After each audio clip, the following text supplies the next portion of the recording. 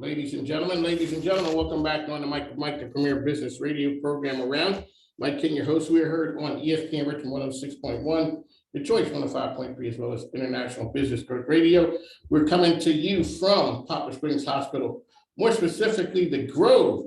So normally you see Lamar's here with us and he gives us the elevator pitch, but now we got the person who started all of this craziness. Caitlin is here. Caitlin, welcome back to the program. Thank you for having me. All right, let's go with the elevator pitch. You are. What do you guys do?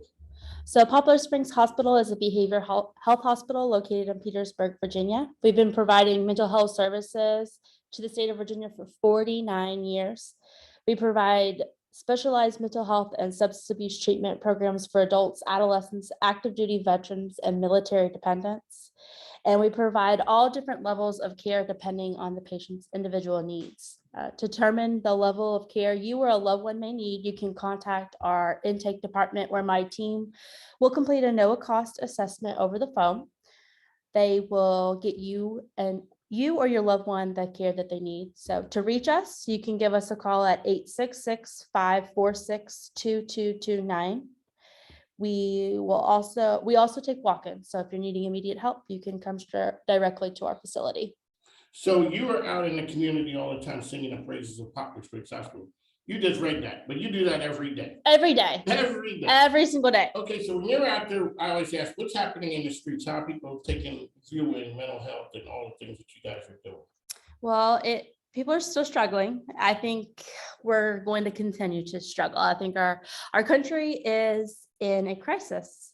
Virginia is in a crisis as well. And this is the perfect month to talk about it because it's Mental Health Awareness Month.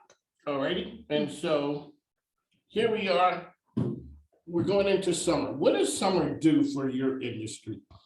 Summer has challenges for parents and kids. And let's talk a little bit about what that means. Well, our adolescents, they struggle because they don't, like we talked about last week when we were at your studio, they just don't have the structure. That structure is such an important component to not only children, but adults as well. For sure. Yeah. People need structure. Yep. We just can't be out here all willy-nilly because bad things happen. Mm-hmm. We saw that with the pandemic, you know, and all of a sudden people are out there just doing the things, whether it's going to school, going to work.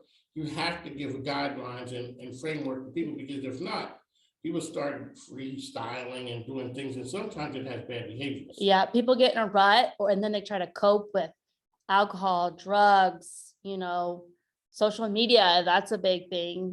People get stuck scrolling through their phones, and then that has influence on what they do or how they do it or what they say.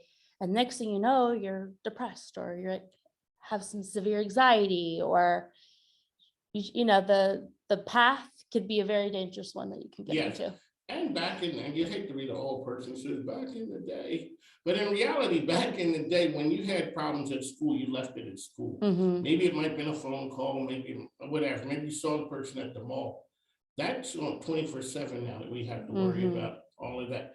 All righty, so you didn't roll solo. Who'd you bring with you today? We brought Miss Allie here from the Youth Center. She's one of our sister facilities. She's from one of our sister facilities. All righty, welcome to the program. Thank you. All righty, really quick elevator picture, who you guys are, who you are, and what you do. So we are the Youth Center. We're located in Danville, Virginia. We are a residential treatment center for children with autism or an intellectual disability that also have a co-occurring psychiatric diagnosis. We serve ages 10 to 22, and on average, our kids stay with us for 1 year. We also offer day school programming. So we have day school in Danville, South Boston, and we're about to open one in Christiansburg, Virginia. And basically we can support any kid that need additional supports outside of a public school system. So you have where kids come and stay with you for a year. Mm-hmm. Totally, they live there with you. Correct. Okay, but you also have a program where if I need help, my child goes there during the day and then comes home. Yes, just like attending regular school. Okay, so I just asked Caitlin out there, what do you see from your vantage point down in Southwest Virginia? How are kids doing? How are people doing out there? Kind of about the same. So again, the kids really struggle when they come back from summer breaks. A lot of them stay year round. The ones even in our day school program, they can go to school all year, even throughout the summer. And it's just a little bit easier for them to stay in sync. You know, if they get out of a routine oriented day, it's kind of hard for them that first like month or two when they come back to really transition back in and get settled in again. So how do people engage your organization? Say, I'm having some problems at home with my child, trying to figure it out. What's the steps? Say, I've been here enough times now. I know the routine here. How do people get engaged with you? So in terms of residential or for our day school programming? Period. I just know my child needs some help. Okay, so for the day school programming, if your child is already in public school and they have an IEP, then it's recommended within their IEP that they need additional support outside of a public school setting. In that case, it goes through state funding. They determine the need through the IEP, and then that child is sent to us for review. We can accept and then bring them into our program. For residential, we serve roughly nationwide. We serve several out-of-state entities as well. So each state, we do single case agreements basically with states. We have contracts with some that we can work with those states a little more freely to admit their kids. But basically, if someone has a child that they would like us to review, they send us the documentation, our clinical team reviews it, and we determine if the child is eligible to be in our program or not. So I've had the conversation with Caitlin, with Ken, with Lamar about the caregivers. So I asked about how the people are doing. What's up with the workers? How you guys doing? Well, we do pretty well, actually. We have some fantastic staff that have been with us for a long time and really engage and work with the kids on it's phenomenal to watch some.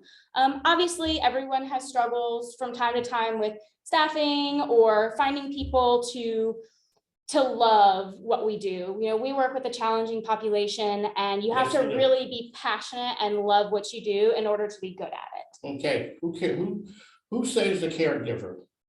Because you guys won't save yourselves. I ask these guys all the time. You guys won't.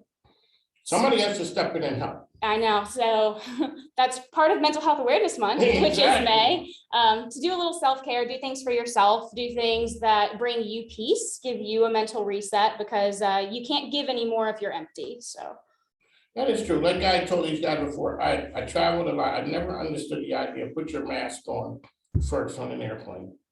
I never got it until, oh, okay. So if I'm passed out, I can't help anybody. that's right. So what type of programs do you guys have down where you are to help the workers to understand like taking care of self? So we try to push some different programs. We try to do some employee engagement and recognition things so that people feel like at least their work is appreciated and acknowledged, that the effort that they put in every day isn't unnoticed.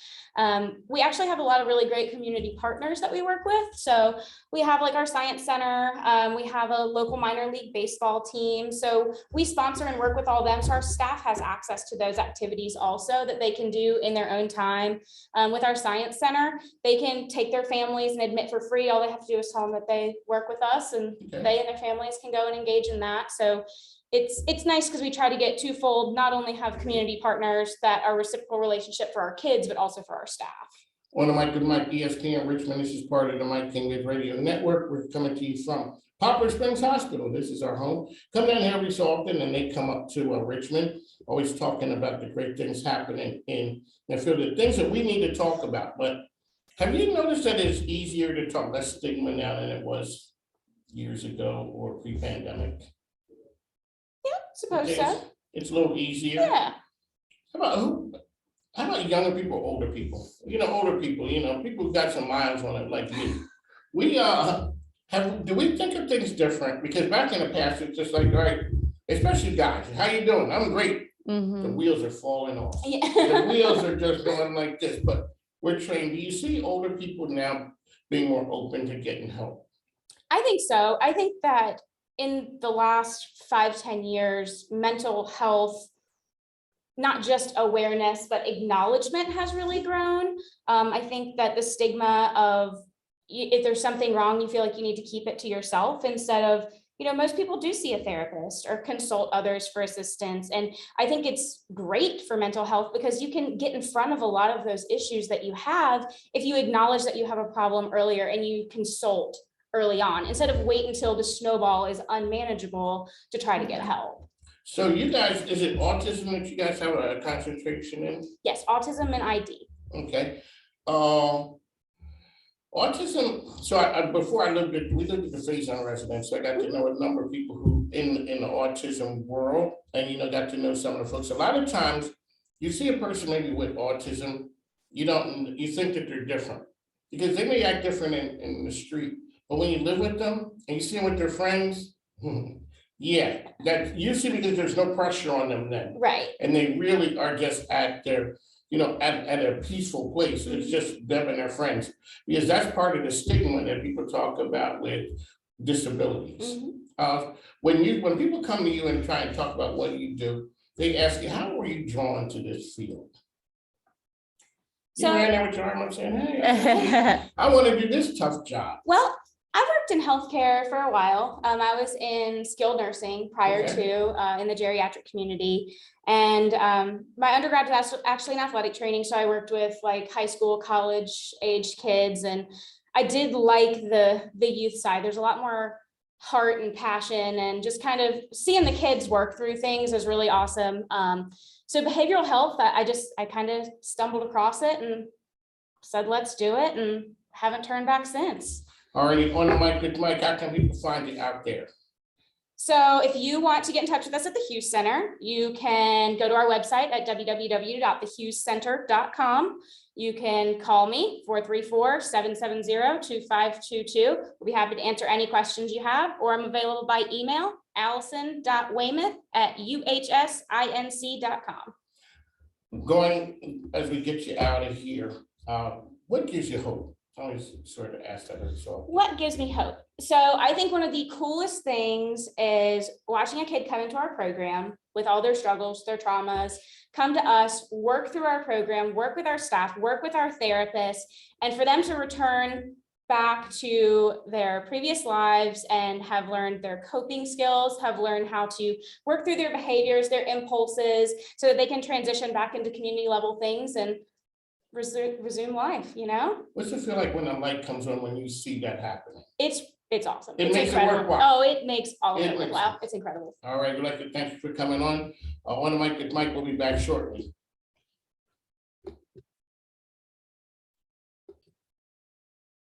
Ladies and gentlemen, we are back on the mic with Mike, the best business radio program around, coming to you from Poplar Springs Hospital. We're down here every so often. We come down and talk to our friends about the outstanding things that are happening. We have Caitlin with us again. She is taking Lamar's place. Lamar's on a cruise, I heard. He is. Okay. He's enjoying himself. He deserves it, though. He does. He does deserve it. You guys have some tough work. We've had some great guests. Who do you have with us right now? We have Miss Dr. Anzi Luke from First Home Care. All righty, Doc, welcome to the program. So we're gonna get the credentials out of the way. Let's go ahead and give us your elevator pitch, who you are, what you do. Well, thank you for having me. I am the clinical director for First Home Care, which is a sister facility for Poplar Springs. We are a therapeutic foster care agency. I am based in Richmond, but we have offices all over Virginia, Northern Virginia, Portsmouth, Virginia, Roanoke, Virginia, and Richmond, Virginia. We serve children between the ages of newborn up to 21, and we help them with when they come into foster care and either go back to their biological homes or kinship care, or until they are adopted or go to independent living or age out of the system. All righty, on the mic, a good friend of mine, Vincent Ellis White, is operates in that world. Okay. And it's a tough one that people don't understand, because when I first moved here, I used to sit at that light on Broad Street and said, even Superman had foster parents.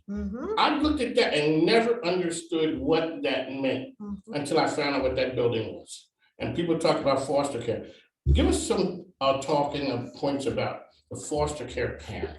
That's a special person. It is. So to become a foster parent, there's a couple of different ways. So foster care parents can become foster parents through DSS, which is the Department of Social Services. And typically that is what we in the foster care world call regular foster care. Regular, just a and regular problem. Just Not the ones that require extra work. Right. So those are your kids that have been removed from the home and don't have any other mental health concerns.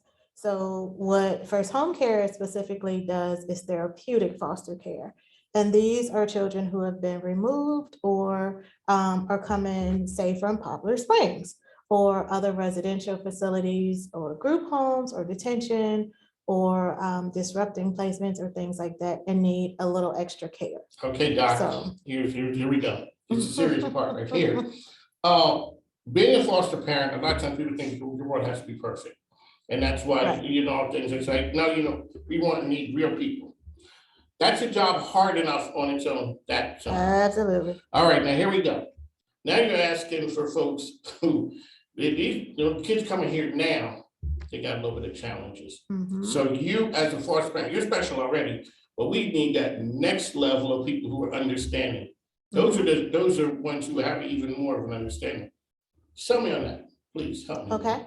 So we offer, say for instance, you came through First Home Care. Mhm. We offer extra training. Okay, You would get a specialized caseworker that works with you through issues when they arise. You would have a parent trainer who works with you as, who is your own parent trainer who works with you. Say you say, well, the kid has this issue. I don't really know what's going on. Help me out. So the parent trainer does research and will say, okay, I found this training. We're going to work on this together.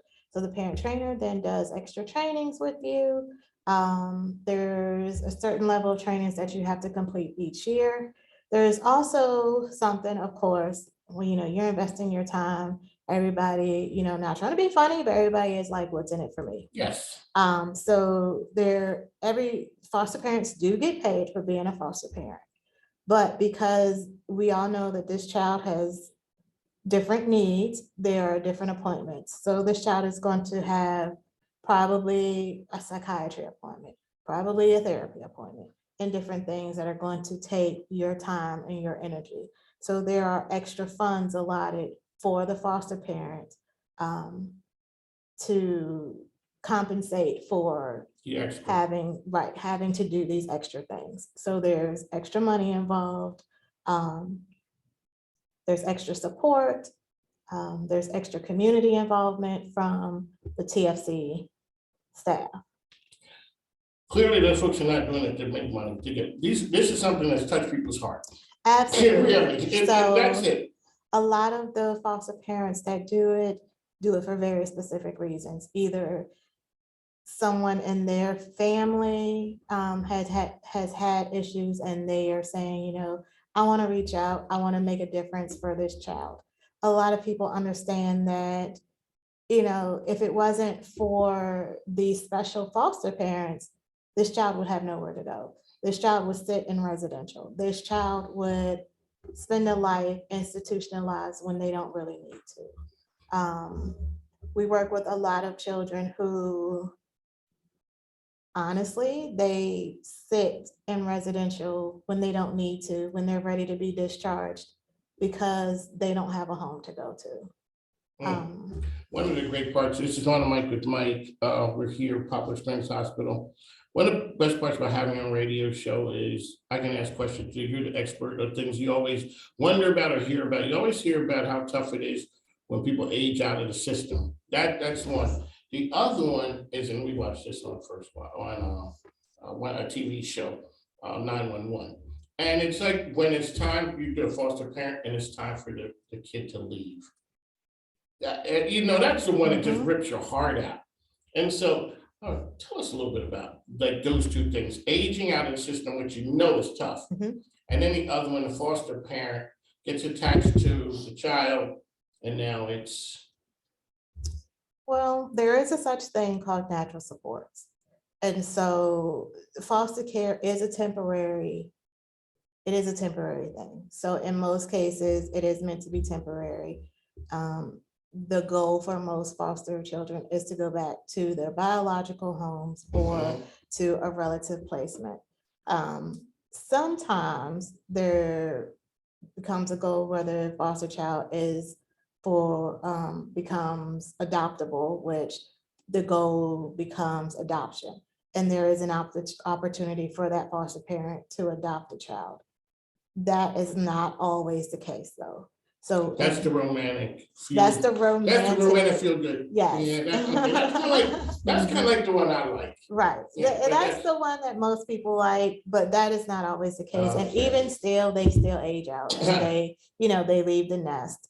So there is always the natural support where the foster parent can, but it has to be agreed upon by both parties, can stay involved in the child's life. Oh, really? Yes.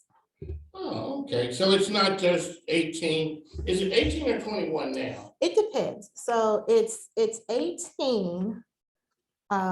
It's typically 18, but there is something called independent living.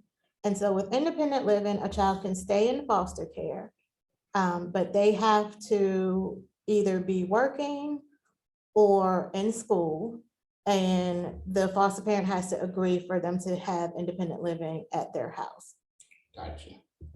What was your draw to that? Okay, let's go through the credentials very quickly. How did you get that doctor behind your name? But were you always drawn to this type of services?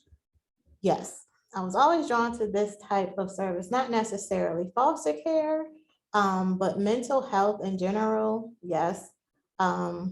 Even when I was younger. You were that kid? Yes, I was that kid when I So- was, I can remember specifically when I was in high school, my high school, I remember sitting in a room and they would send people in to talk to me about their issues when I was. Okay, so you know what? Hey, I married my This was your family. calling. Yeah, I realized early on. How do you hear all of that stuff? And this is what I asked Kent before too. How do you take on all of those things that you hear and not have it stick to you? It's really hard. I bet, because also you walk around in slow motion, because you've heard some tragedy. It's hard. You have to find different things that you like and that you enjoy.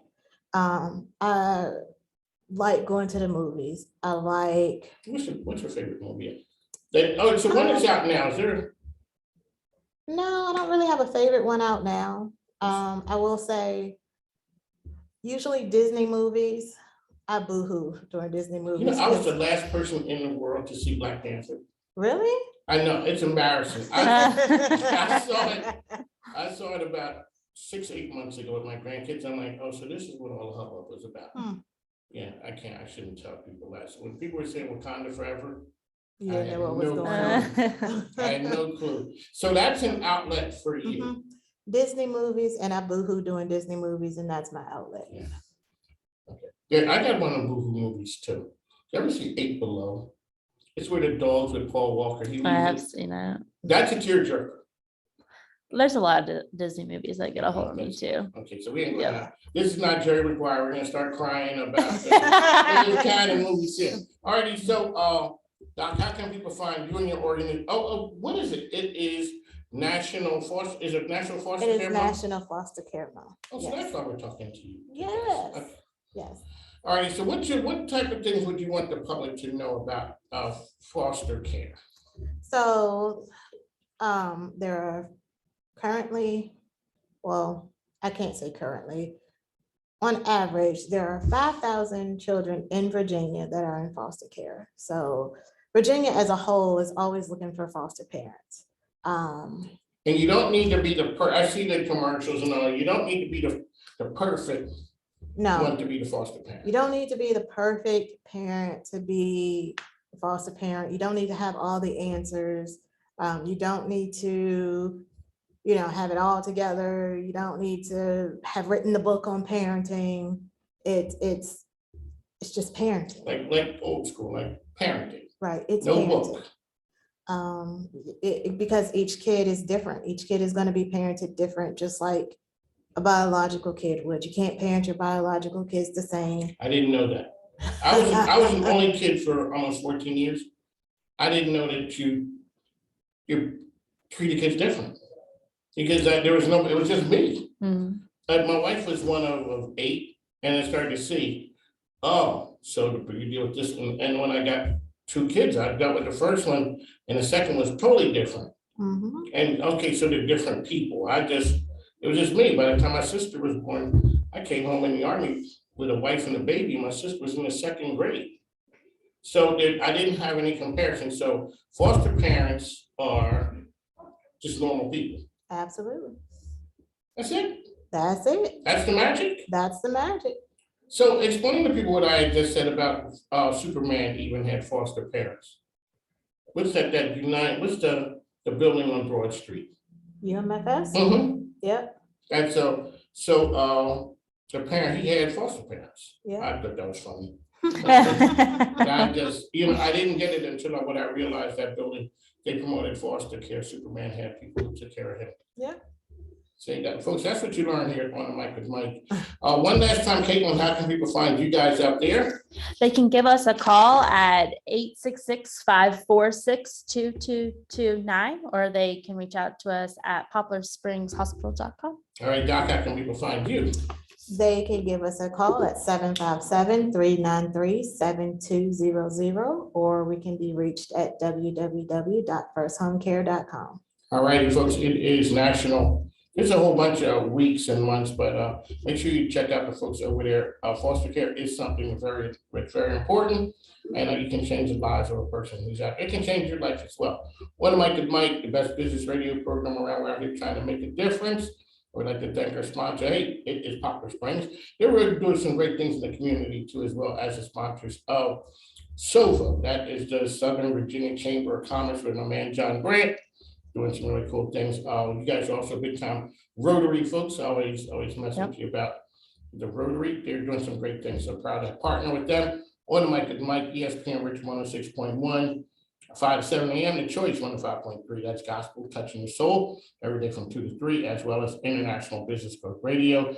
As I always say, the microphone ain't free, plus my grandkids need stuff. They really need stuff now because it's my granddaughter's birthday and she's 8 years old. So I got to continue trying to bribe her. So on the Mic with Mike, we got to run. Take care.